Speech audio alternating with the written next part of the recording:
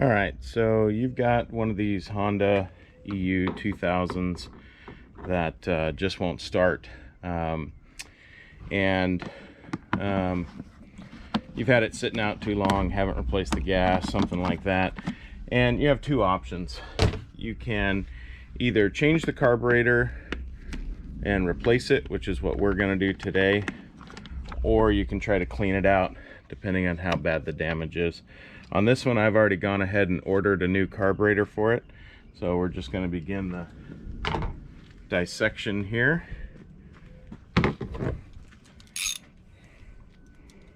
So this one's going to be 8mm on this bottom one here.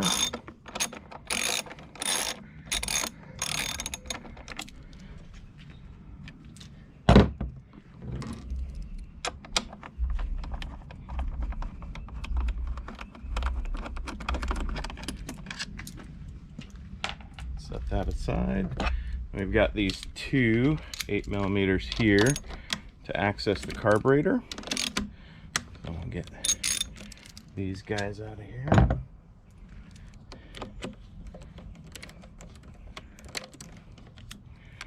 Just like that.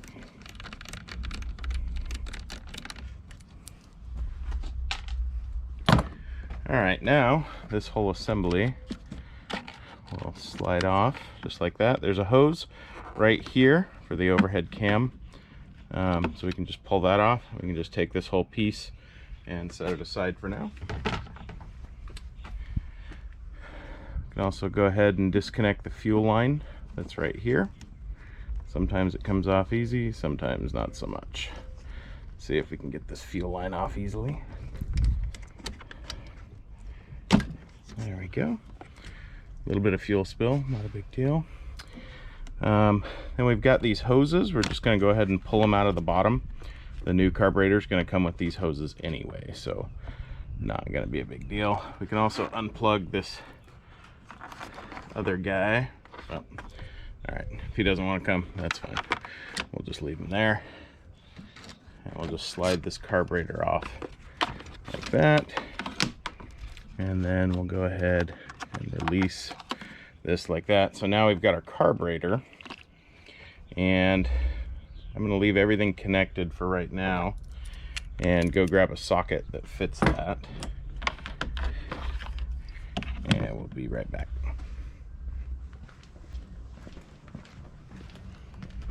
Okay, I believe that is a 10mm socket.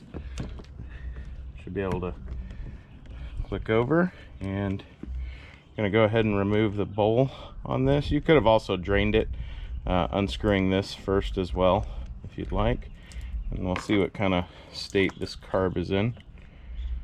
This carb's actually not too bad. I have seen worse, but like I said, we've already got a brand new carb for it lined up, so we're not even going to fuss with it. So we're just going to set that aside. Probably had some water in it. This is also from California, so it's E15, so we've got that ethanol garbage in our gas. Nothing we can do about it, and that wreaks havoc on our carburetors and such. So the new unit that you get off of Amazon will probably come with one of these servo controllers that controls the throttle automatically.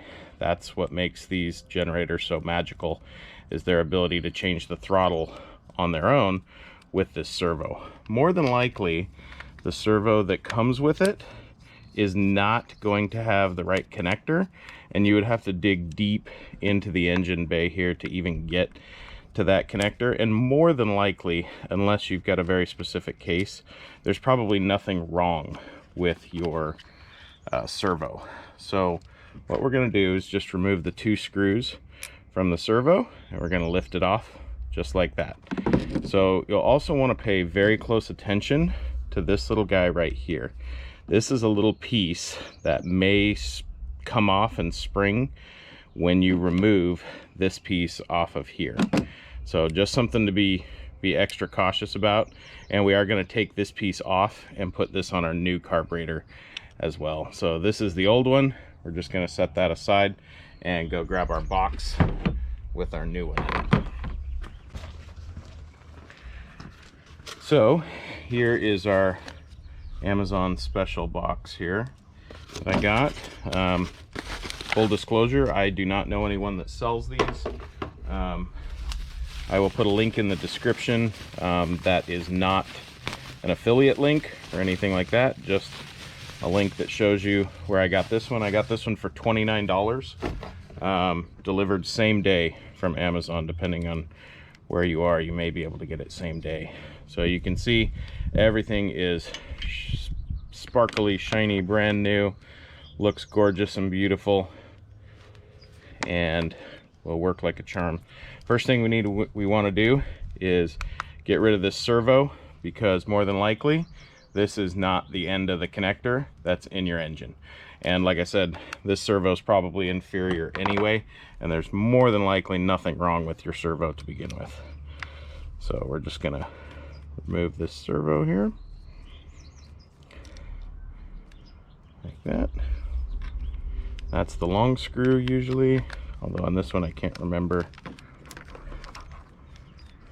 what we got here. Okay, just gonna pop that off. Like I said, that thing is usually spring loaded in there. This little guy right here. I'm actually gonna take theirs out because I think the OEM one is better. So now we're gonna get rid of this like that. Set that servo aside, and so now we've got our throttle body right here that should move very, very freely and easily. And see if we can get that other screw out for the OEM. Okay, now we want that piece off of our old carb. So there's our new carburetor. That's that piece I was telling you about earlier. So what we're going to do is we're going to carefully remove that, keep the spring and the little piece. Throw our old carb back here, and then we're going to load this up. If I can show that. Sometimes it's a little tricky to get that guy in there just right, just like that. And then this is notched, so we're going to want to make sure that the throttle is in the right position to put this all back together. So let's see here. So turn it just like that. There we go. And now we can, you'll want to make sure that this lines up on both sides, both here and here, and then we'll go ahead and screw that back together just like that, and put this other screw in.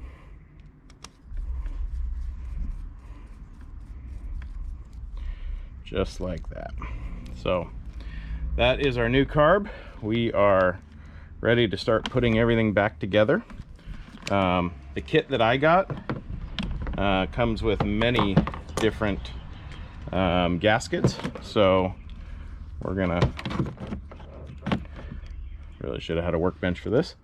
We're gonna pull off this old gasket like that, and we're gonna make sure that this gets cleaned up so that we get a good seal there.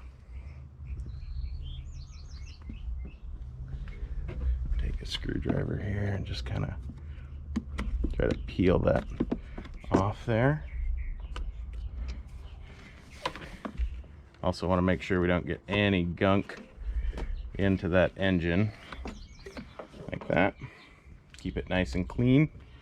You can clean that off if you'd like. This is just a quick and dirty repair. Then we're going to find that gasket that looked just like that one. So I'm going to go ahead and slide that gasket on just like that. And then we are going to slide this new carb on just like that. So if you'd like, you can go ahead and reconnect the fuel line, tighten it back up just like that. We put our cable there, as well as our hose. This hose can actually come down through the bottom. We can trim that up later. That's your fuel dump. I highly recommend, if you're going to store it for a long time, use stable fuel stabilizer, and then you can unscrew this and it will drain the carburetor of all of the gas that's in here, so it doesn't go bad inside this bowl and mess up your carburetor. So this little hose right here, we can just tuck back here like it was before. This is just an air vent to prevent a siphon, so that can just run up there. Doesn't really need to go anywhere special. And this one we might just trim outside here. Get a knife to trim this. I'll trim this up a little bit like that. Now we can go ahead and tuck that in. That all looks good, just like that. Got our fuel line attached. Our servo's up here. Our choke is right here. Everything's looking good. Next item we need is on the old carburetor. You'll see this is, so if we put this back the way it was, like this, you'll see that this is the gasket. So we're going to go ahead and look through the gaskets that came with it until we find a match. That one looks good to me, so we'll go ahead and put that gasket on, just like that.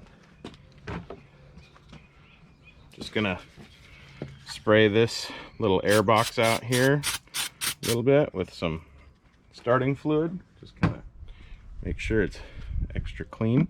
This hose, gotta remember, gets plugged into there. It's just a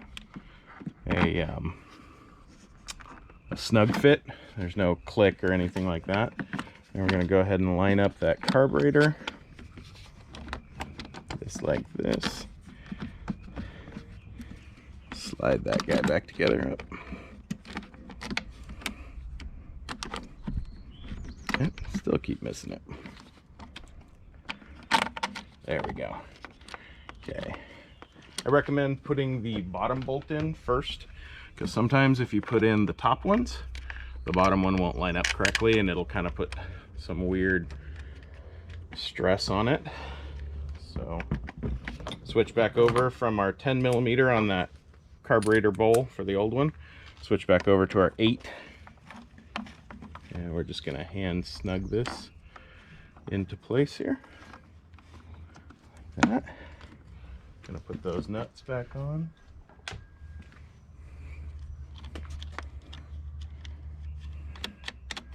Like this.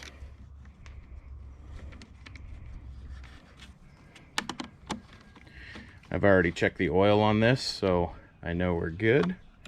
So no need to check anything there. And these do not need to be very tight at all. I almost want to recommend hand tight, but I'd say just a hair more. I'm sure there's a lot of people out there that would probably go look up the torque specs and tell you exactly what it needs to be. I'm not one of those people. So I say just kind of get it tight where it feels good. And then we're going to go ahead and I'm going to clear this off here. And we're going to go ahead and start this because what we need to do is actually prime that fuel tank, or excuse me, not the fuel tank, the bowl. We need to prime the bowl on the new carburetor. So this needs to get all full of gas before this thing is going to run on its own. So what we're going to do that is we're going to run it off of starting fluid for just a moment, long enough to get, I'm going to spray some starting fluid right here, and that will be long enough to run the pump. Don't know if you're aware, but these, because the gas tank sits so low, these cannot gravity feed into this carburetor, so it actually has a fuel pump, but that fuel pump is driven by a vacuum on the engine, and so we need to actually crank it over several times to get fuel to pump into this to fill up. However, I don't want to crank it for very long, so I'm just going to let the engine do the cranking for me. So we're just going to hit it with a shot of ether, fire it up.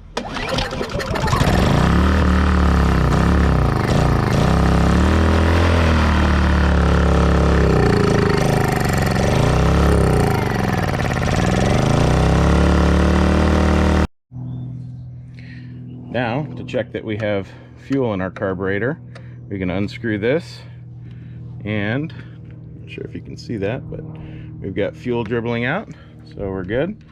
So I'll go ahead and close that back up. That new carburetor is doing just fine there. And that's basically it. We're just going to start putting it back together. Go ahead and get our air filter here.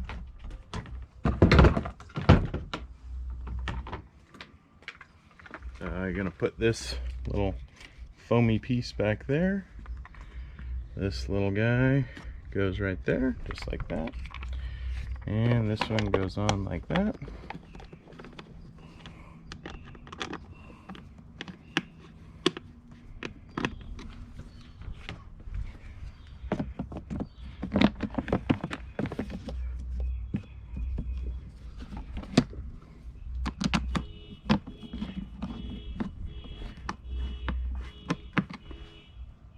And that's basically it. You can tell we've got a new carburetor on it because the choke is now black, and you're all set and ready to run. All right, we are ready to give it its maiden voyage. So I go ahead and put that choke on again, noting how it's black. Turn our fuel on here and start her up.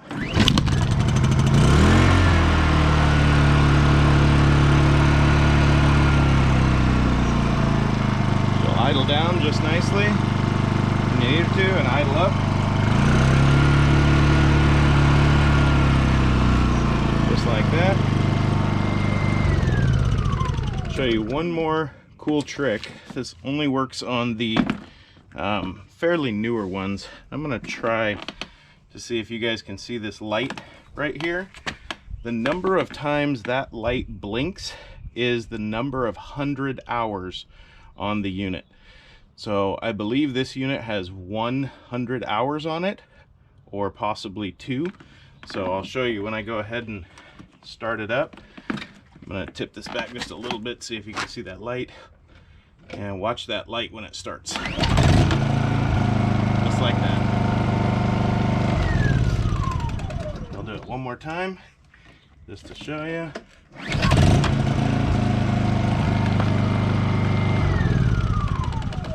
So the more that light blinks, the more hours the unit has on it.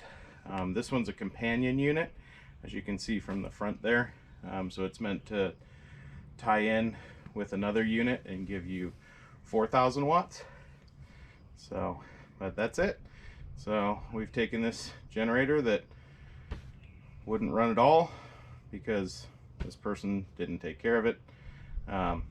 And we've restored it with a new carburetor for $29, and runs like brand new again, and it's only got 100 hours on it, so you can see it was probably pretty abused for those 100 hours. That's it. Thanks.